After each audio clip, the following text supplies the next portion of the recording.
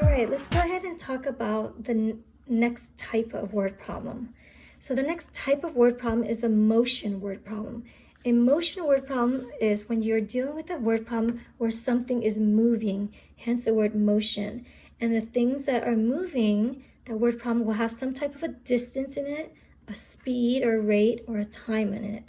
And this is when you realize that this is a motion word problem, you are going to use this formula, distance equals rate times time. In other words, dirt. So I kind of think of when you're moving, you kick up dirt. So I just think of it, D equals to R times T, dirt. So that's what you're going to be doing when you're doing step 1. Skim read the word problem and identify what type of problem it is, and thus what the tool or formula that you would need. So if you realize, or when you realize that this is a dirt word problem or a motion word problem, you're going to have to pull up the formula D equals to R times T. And in algebra, in algebra classes, one of the really cool tools is to create a table. So the table is nothing magical. It's really just a way of organizing your work. You don't have to use it, but I highly recommend it because it helps organize your work. So you can put D equals to R times T, and there's normally 2 scenarios that occur in algebra word problems. So the 2 scenarios, so scenario 1 will have a distance, rate, and time. Scenario 2 will have a distance, rate, and time, and you fill that out. So let's look at number 14 here. 2 trains leave a station 408 miles apart at the same time and travel toward each other. One train travels at 95 miles per hour while the other travels at 75 miles per hour. How long will it take for the 2 trains to meet? So notice that this is a motion word problem, or in other words, D equals to R times T. And how did I know that? Because things are moving. I see a distance. Here I see a rate, right? These are speeds. And then how long will it take for 2 trains to meet? The time, they're asking me for the time. So I see the distance, rate, and time in this problem. So once I realize that, I draw my chart, and I'm going to start filling the charts in. So here, 2 trains leave the station 408 miles apart at the same time and travel toward each other. So here in number 14, I'm going to draw a picture because it helps me to see what's going on. Here's train 1, and here is train 2. Right? And they're going towards each other, it says, right? They leave 408 miles apart at the same time and travel toward each other. So 408 miles apart, so that means the distance between the 2 trains is 408 miles. That's the distance between the 2 trains. So that's what this is. That's distance, 408 miles.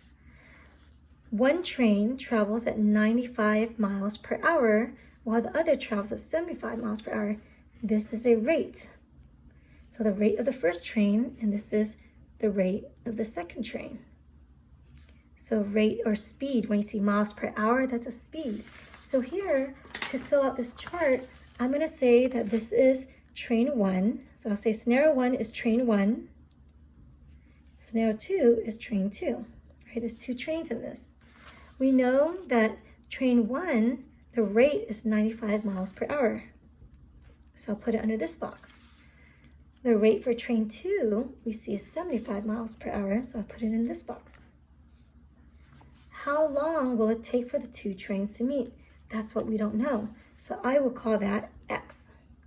How long will it take for the 2 trains to meet? How many hours will it take for the 2 trains to meet? So I'm going to call that X. So the time that they meet is going to be the same for train 1 and train 2. Now the question is, what do I put in this box? Distance. Well, we know the 408 miles is a distance. So do we put 408 miles here or here? And the answer is none of the above. Because if I put 408 miles in train 1, that means that train 1 traveled 408 miles. That means it would have gone here and then went here. That's 408 miles. If I put it on a train 2, then that would mean that the train 2 traveled from here all the way to here. So in other words, they would have just switched places. But the question isn't asking us when did they switch places. The question is asking when did they meet. So when did they meet wherever it's in the middle or somewhere else. So where did they meet? So in other words, so train 1 is going faster, so it's going to be traveling a little bit further than train 2, right? But where did these two meet? Or when did these two meet? So here, this is what I would call the distance of train 1. So the distance that train 1 traveled is, say, D1. The distance that train 2 traveled, I say, is D2, right? And we don't know that answer right now. We don't know how far they traveled. All we know is that combined, it's 408 miles because they were 408 miles apart. So what we do know is that the distance of the train 1 plus the distance of train 2 is going to equal to the entire 408 miles. So the key thing here is the distance of train 1 plus the distance of train 2 is equal to 408 miles. So remember, when we are doing word problems, one of the goals or one of the steps is to create an equation. So assign a variable for the unknown value. So here I let x equal to time, but then step 3 was create an equation using the variable. So here I've created an equation that distance 1 plus distance 2 will be 408. So I'll call this distance 1 and this is distance 2. Well, the question is, well, how do you solve this? What is distance 1? Well, distance 1 is rate times time. What's rate times time? Oh, 95x. So instead of putting distance 1 is 95x. So here, distance 1 is 95x. Plus, what is distance 2? Well, distance 2 is rate times time, 75 times x. So I put plus 75x. So notice, now I have an equation using the variable. And now we can solve for this. This is the hardest part of the question. The hardest part of word problems is to create the equation. So now we have the tools. So 95 plus 75. 95 plus 75 will give me 170. So 170x is equal to 408. I want x to be sitting by itself, so I'm going to divide both sides by the coefficient of x, which is 170. So that just becomes a 1. So x is equal to 408 divided by 170. I end up getting 2.4. So, in other words, we're saying that x, what is x? X is the time that it took for them to meet. So, my answer for number 14 is that it took 2.4 hours for the two trains to meet. I'm going to double check that. So I'm going to write down the units, 2.4 hours. Let's double check that.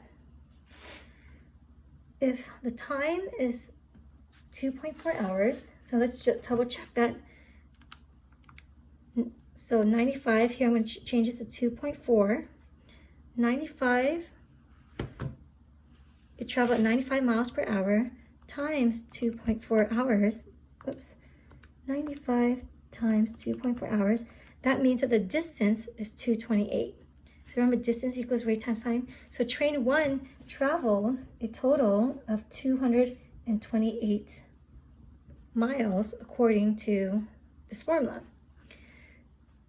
Train 2, 75 times 2.4 hours, 75 miles per hour times 2.4 is 180. So that means train 2 traveled at 180 miles. Together, how much did they travel? Does it equal to 408? Let's check. 228 plus 180. And yes, indeed, it is 408. So together, combined, the two distance is 408 miles. So we have checked our work and confirmed that this is the correct answer.